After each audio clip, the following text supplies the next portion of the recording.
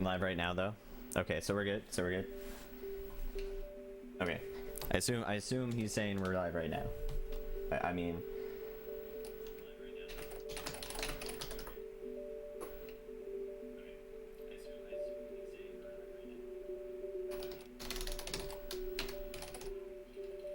Awesome. Sorry about that. Okay, cool. How's it going, guys? It's been a long time, huh? Alright, so Jumper, Griffin story. If you guys don't know about Jumper, I'm sure maybe some of you guys have heard of Jumper. It was a movie that came out like 10 years ago, starring Hayden Christensen and Samuel L. Jackson and some other people. And essentially, the movie was about people who could teleport and then that's kind of like it. It's kind of like I don't know if it's like a sort of a superhero kind of movie, but anyway, there are these bounty hunters that are trying to hunt them down, and there's this character named Griffin in the movie who's like Hayden Christensen's friend, and like Griffin hunts down these bounty hunters that try to kill jumpers. So yeah, and Griffin is also a jumper, so he's able to teleport and all that kind of crap. But he's in this. Okay, so he's in the 36%. But anyway, this game, yeah, it's kind of a crappy game. It's definitely a good just classic crap game. It's really short. It's not very good. It's based on a movie that sucks. But anyway, yeah, so timing starts whenever I press A to exit this cutscene. So in 3, 2, 1, go. So this game is really broken, mostly because the camera can break out of bounds super easily. So we just skipped the entire first level right there. And basically, if you break the camera out of bounds, you're able to see places you're able to teleport to that you wouldn't normally be able to teleport to, because you couldn't just see those places out of bounds or anything. But essentially, the camera it's so broken, and it really makes for all of these levels to be skipped like pretty easily for the most part, because we can just clip out of a lot of walls and then just walk to the end of the level. So that's the end of the second level there. So the reason I'm playing the Wii version is there is two versions of this game. There is a PS2 version, but the thing is about the PS2 version is you have to press a button to start your teleporting and like to start your aim for your teleporting, and that makes it so a lot of skips are really, really difficult to do compared to the Wii version, which just lets you point and then press C wherever you want to teleport. So that's the reason why we used the Wii version. It's definitely the fastest version just because the skips are much easier, and also some are definitely like pretty much only possible on Wii, or at least like way more realistic on Wii. But anyway, so this level kind of shows off the casual gameplay of this game, just because it's the boss at the end of this level doesn't spawn until we kill all of the enemies in the level. Well, kill enough enemies in the level. And yeah, so this is what the game is normally like. It's just kind of a beat-em-up game where you move from section to section, beating up guys to open up sections to progress to the end of the game. But even then, like a glitchless run of this game would only take probably about like 40 minutes to 50 minutes or so. And if you played this blind, like it would probably only take you... Wait, did they not? Oh, okay. I thought I killed enough guys. Whatever. Alright, once we kill enough guys, though, that should be enough for sure. That'll spawn this boss, and we need him to spawn so that we can do this, so we can fight him. But once we get him to spawn, we're going to clip into the boss room here. And what we can do with that is we can actually avoid activating the cutscene that happens whenever you go into the boss room. And that'll also do a special something here if I can get this clip. This is definitely one of the most precise clips in the game, because corner clips are really annoying. You basically have to kind of like push yourself into the wall.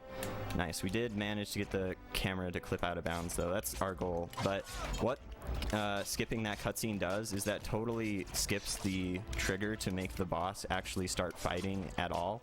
So the boss is just stun locked in place the entire time because of that, and that makes this boss like ridiculously easy.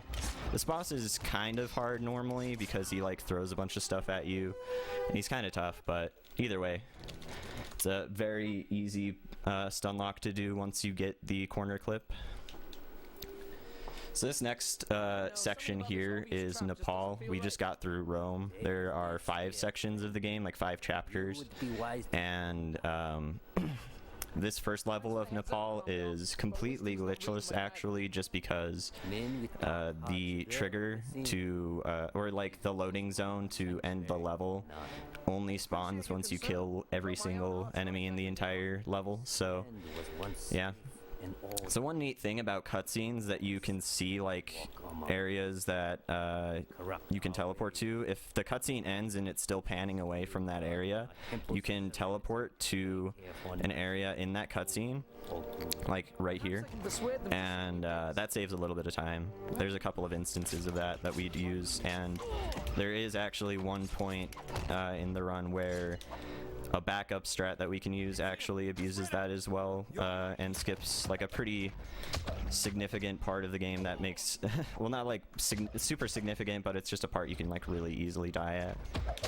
Anyway, so we just picked up the nightstick. This is the second weapon we pick up throughout the game. There's a couple of weapons that we pick up, but the weapons that use this specific combo animation are the best weapons to use because they just end up doing the most damage. Because there are weapons like swords and clubs and stuff in this game, but they tend to not really make connections with, like they don't really connect very well as far as hitting the enemies, so that can be really, really bad, especially in boss fights where you need to like pretty much maximize your output of damage as much as you can. Anyway, so we're almost through this level. This is definitely like the longest level in the game just because of having to fight all these guys. But we're almost through it, thankfully. Just need to fight all these dudes, and there are 3 more guys that spawn after that. And then we just need to go through this door. So once we kill these guys, that end of level loading zone spawns there. So once we're through that, we can finally start skipping more crap and boring gameplay. But so we want to get into this corner here and then hug the wall here so that the camera will clip through the wall if we can get it. If it doesn't keep turning around the wall, it's kind of being trolly right now. Please, game. This camera can be really mean sometimes. Okay, there we go. That took a second. So we just need to clip out this way, and then we go to this out of bounds structure here. So the reason there are some structures out of bounds is there are like these cutscenes that can happen when you use your special moves, and the special moves are like, you see the bar right below my health bar in the top left corner. That builds up, and if you end up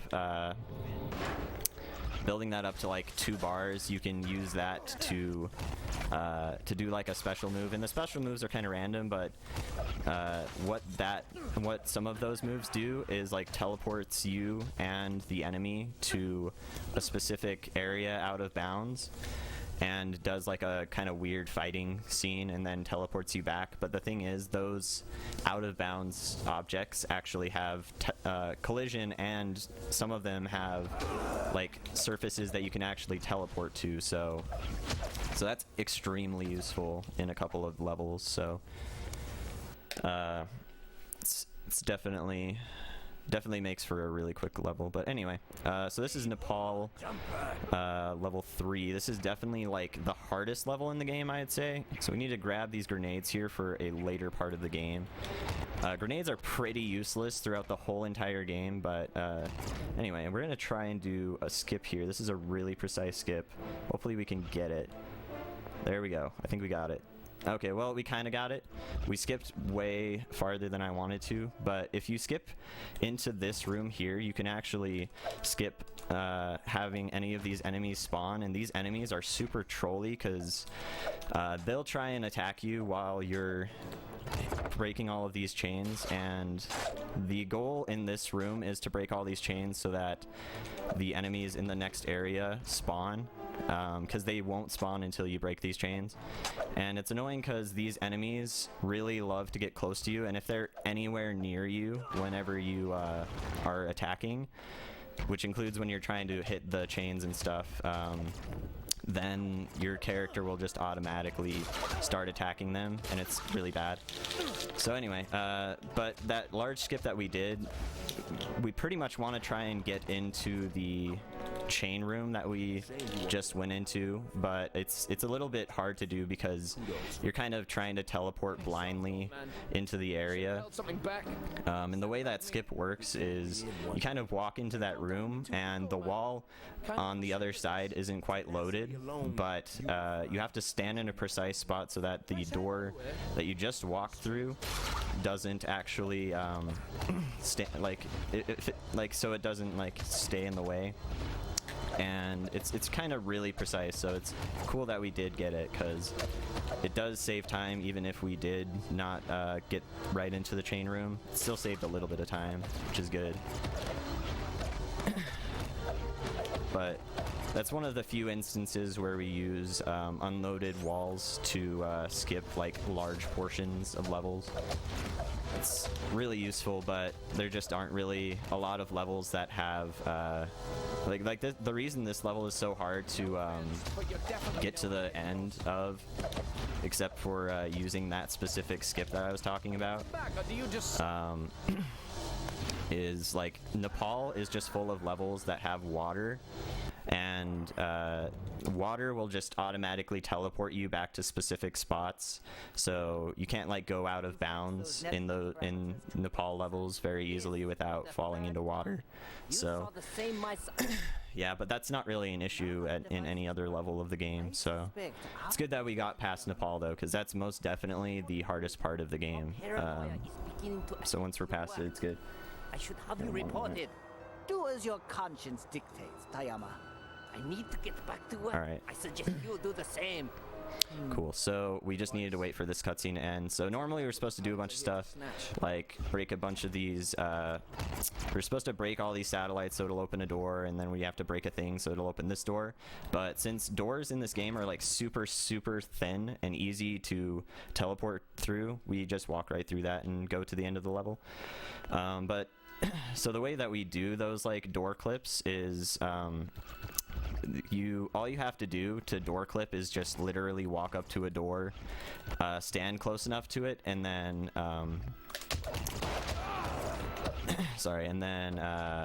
you just have to reorient your camera by centering it, and then that will let you just clip through like literally most walls, or not most really thin walls, and doors are pretty thin, so we use that a lot.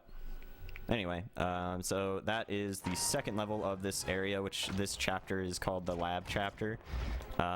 We just get through most of these levels super quickly, not really much to explain about them. A lot of them we just go out of bounds and teleport to the end of them. But then we're coming up to the lab boss, which is definitely casually, I would say, the hardest the hardest boss in the entire game.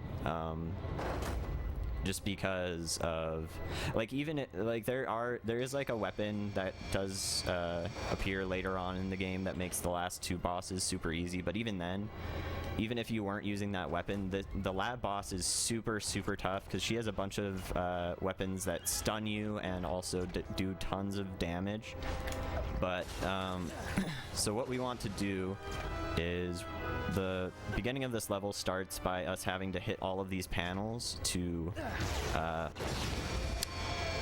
get the boss, to get these other panels to pop up and let us hit them as well. And then we just need to get to the point where we can hit this final. Nice, we're taking that's a lot of damage. That's a lot of damage. Okay. Anyway, so we need to then pull out the grenades here, and what we're gonna do is throw the grenade at this last panel here, and what that will do when it explodes is that will explode the panel, and normally you're not supposed to be able to explode the panel before this cutscene starts, but if you do with the grenade, because the grenade has barely enough area damage to hit the electric panel while it's under the ground, if you do that, it will consistently 100% of the time stun lock this boss. So this boss can no longer move and will no longer attack me or anything like that. So it's quite simple, and that is literally the only good use of grenades in the entire game, in my opinion, because grenades only do like a sliver of damage and you only get 3 of them. So it's like pretty much the only good use for them at all. There's really no good use for grenades, in my opinion. But anyway, but yeah, this guy pretty much always comes and tries to punch us, and he's annoying. But oh wait, crap! I need to pull out. I didn't pull out the bronze rod. I guess we ended up using that grenade anyway. But yeah, she's super easy to beat once you stun lock her. It makes this entire fight completely cheesed and easy. It's very nice. One thing you definitely want to make sure to do is you don't want to start the cutscene after you explode the panel too early, because she won't actually walk out far enough to get past that door. It's not a huge deal because you can just door clip through that door, but yeah. So that's the end of the lab chapter, and then the lab chapter is the 3rd of 5, so now we're on to Tokyo. I'm gonna kill this guy because these guys are super trolly. These guys are gonna be really annoying to deal with. Anyway, so we need to get the camera to clip through this box, and then we need to corner clip here. This corner clip can be really tricky, but thankfully we got it really quickly. Awesome. Hell yeah.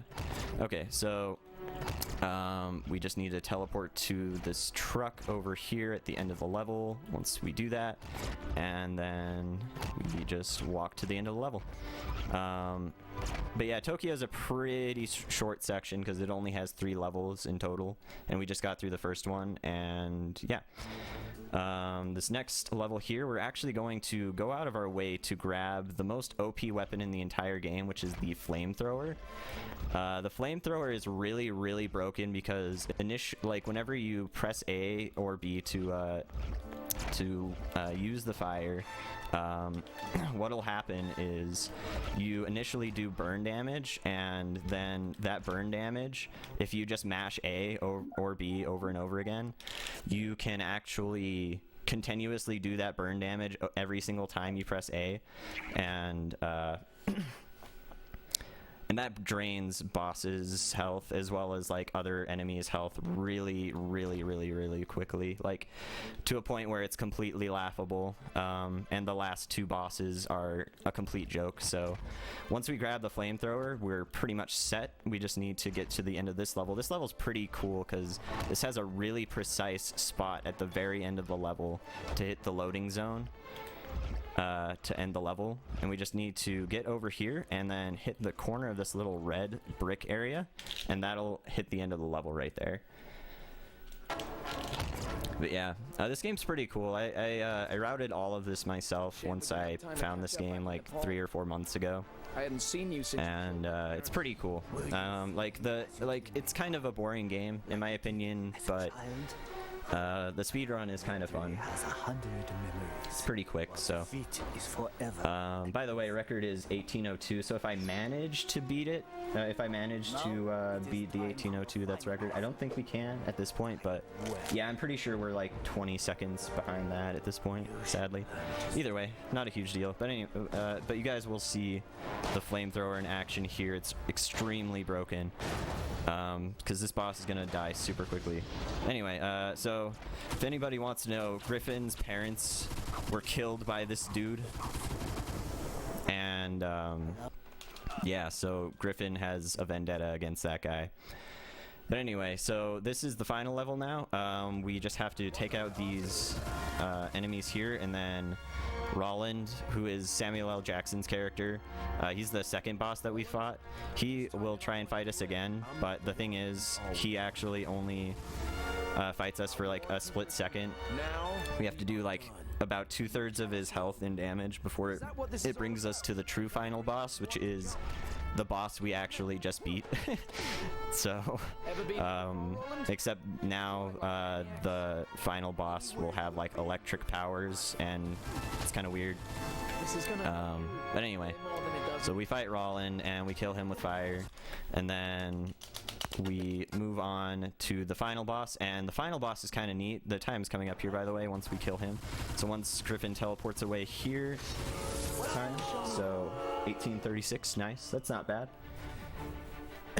But anyway, yeah, so normally this boss fight actually has 2 cycles, but if you drain his health fast enough before he finishes his attack animation, you actually just 1 cycle him, so. But there was another with you that So yeah, that is Jumper Griffin's story. Basically he's just like, man, you're dead. And then he's just like, yeah, man, and I'm gonna go kill more bounty hunters. And then he teleports away. I've got more walls. And then that's it. I don't know if there's, I think there's like a novel that they actually put out to coincide with the game's release, or not, maybe not the game's release, but at least it like came out with the game, and it's kind of the story of Griffin. I don't know, it's weird. But anyway, that was Jumper. I hope you guys enjoyed that really broken, dumb game. And thanks for having me, by the way.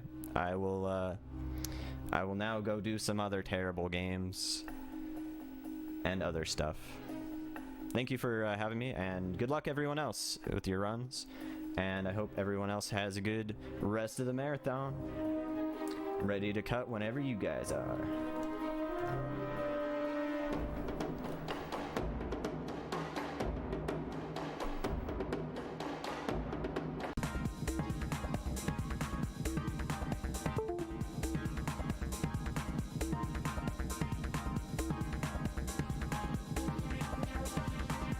And we cut away from one dramatic music to whatever this is. Thank you so much, Silo Simon, for those back-to-back runs. It was an awesome way to get the marathon started. A little bit of a celebration. We did hit 4 digits on the viewer count.